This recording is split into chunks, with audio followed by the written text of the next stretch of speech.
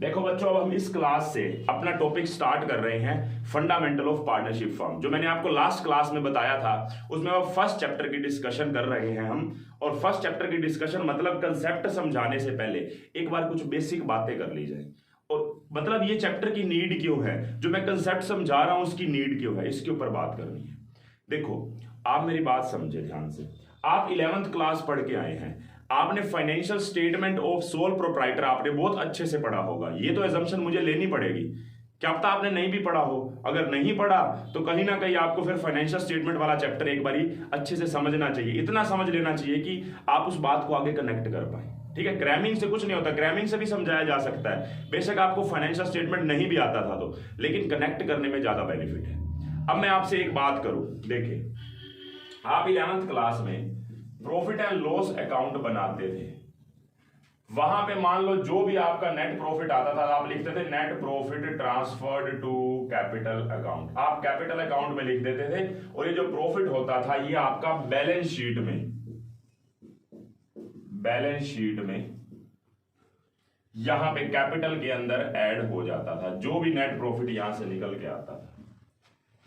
ठीक है, क्या अब आप पार्टनरशिप बिजनेस पढ़ रहे हैं, पार्टनरशिप फर्म के रिकॉर्ड बना रहे हैं, क्या आपको लगता है कि जो प्रॉफिट कमाया वो डायरेक्टली कैपिटल के अंदर ऐड कर देना चाहिए?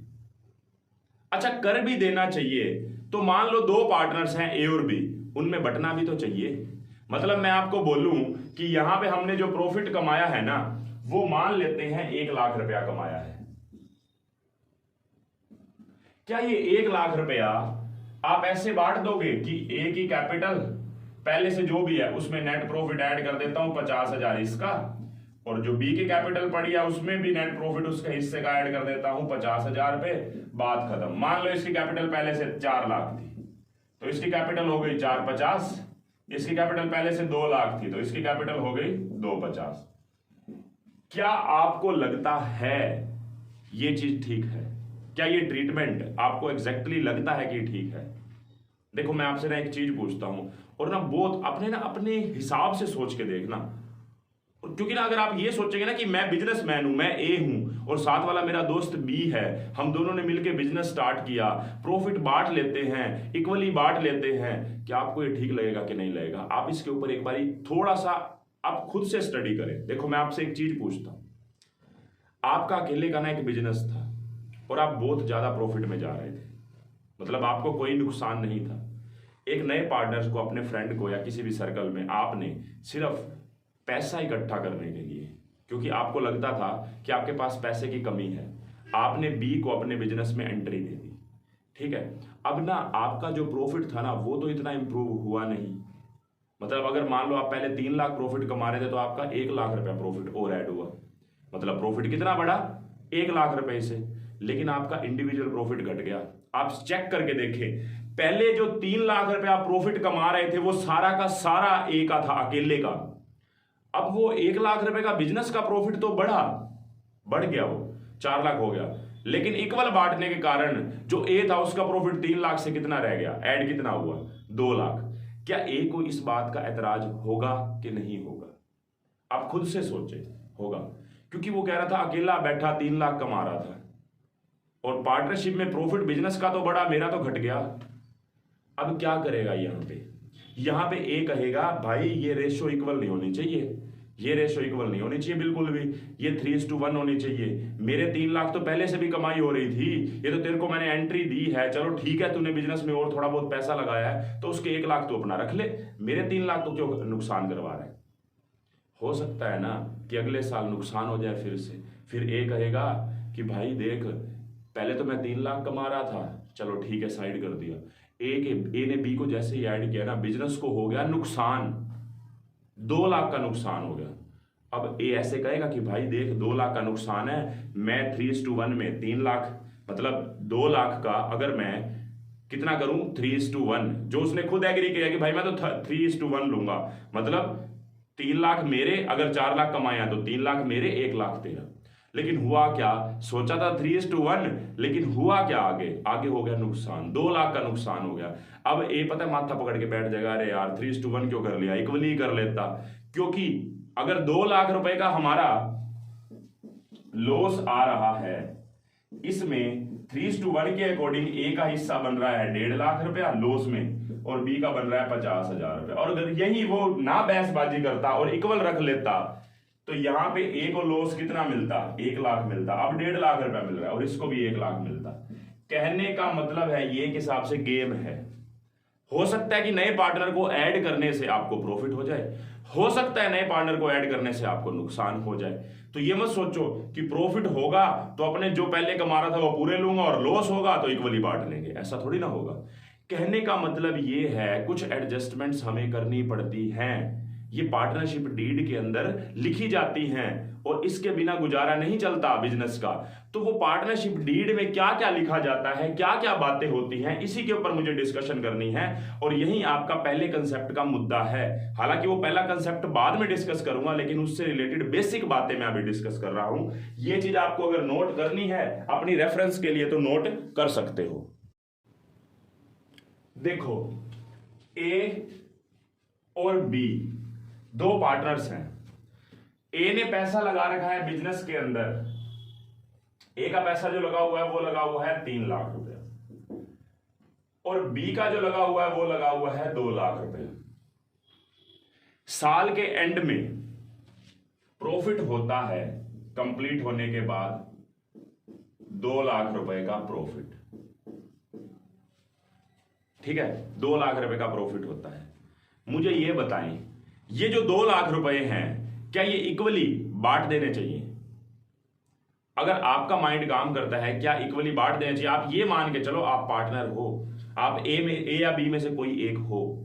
देखो मेरी बात को समझो ध्यान से, ए और बी ने जो बिजनेस स्टार्ट किया है ना, ए और बी अगर ये बिजनेस स्टार्ट ना करते और इस पैसे को, इस 3 लाख और 2 लाख रुपए को कहीं पे बिल्कुल रिस्क फ्री किसी जगह पे भी अगर ब्याज पे दे देते ना, बैंक में भी जमा करवा देते, अगर मैं मान के चलूं आज का मार्केट रेट 6% पर एनम है, तो इसको चुपचाप 3 लाख के ऊपर 6% 18,000 रुपए ब्याज मिल जाता और इसको 2 लाख के ऊपर 6% 12,000 आराम से ब्याज मिल जाता। तो ये क्यों इतनी भागा दौड़ी कर रहे हैं, ये क्यों बिजनेस बना रहे हैं?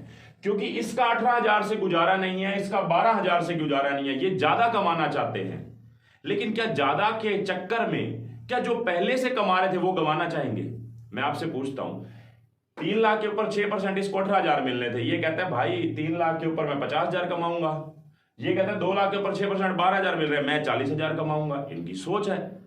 लेकिन एक बात सोचो, बिजनेस स्टेप जो सेटल होता है, सेटल होने में टाइम तो लगता ही है। ऐसा नहीं है पहले साल से कमाई आने लग जाएंगी। कहने का मतलब है ये कमाई ज्यादा तो चाहते हैं, लेकिन 3 लाख के ऊपर 6% 18,000 भी गंवाना नहीं चाहते। ये नहीं कि लॉस में चले जाओ। इसका मतलब इनकी पहली इच्छा क्या होगी? पहली इच्छा इनकी प्रॉफिट नहीं होगी, पहली इच्छा ये होगी कि भाई जो पैसा लगाया है अगर इसको बैंक में जमा करवा देते तो कम से कम ब्याज तो आता ना।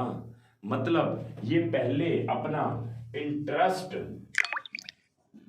ऑन कैपिटल निकालेंगे, 18,000 ये निकालेगा और 12,000 ये। 3 लाख का 6% 18,000, 2 लाख का 6% 12,000 रुपए। अब उसके बाद बात करते हैं। अब बी क्या कहता है? बी कहता है भाई बात ऐसे है कि मेरी इतनी अच्छी गुडविल है कि मैं बिजनेस में आता भी नहीं हूं, कोई काम नहीं करता, मतलब बिजनेस में नॉन वर्किंग पार्टनर है ये आता ही नहीं है। ठीक है, सिर्फ प्रॉफिट के टाइम पे आता है, लेकिन इसकी गुडविल इतनी अच्छी है मार्केट के अंदर कि ये ऑर्डर्स फोन पे ही ले लेता है, कहीं नहीं भागता। इसके नाम से इतने ऑर्डर्स आ रहे हैं बिजनेस के पास, इतनी कमाई हो रही है। ये कहता है मुझे इस चीज का बेनिफिट चाहिए। ये कहता है बात तो ठीक है भाई तेरी, क्योंकि तेरी गुडविल है तभी तो हमें कमाई हो रही है।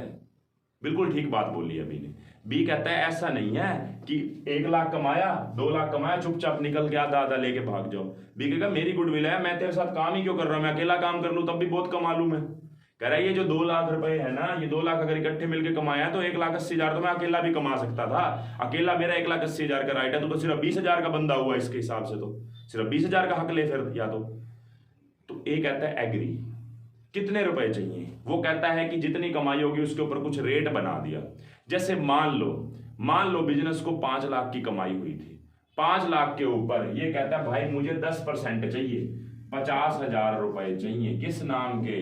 कमीशन लेगा, क्योंकि इसने बिजनेस की सेल्स करवाई है और प्रॉफिट में भी इंप्रूवमेंट करवाई है। मैंने क्या बोला है कि सेल के ऊपर 10% कमीशन। मैं जरूरी नहीं है, मैं वैसे भी अमाउंट लिख देता 50,000, कोई फर्क थोड़ी ना पड़ रहा था।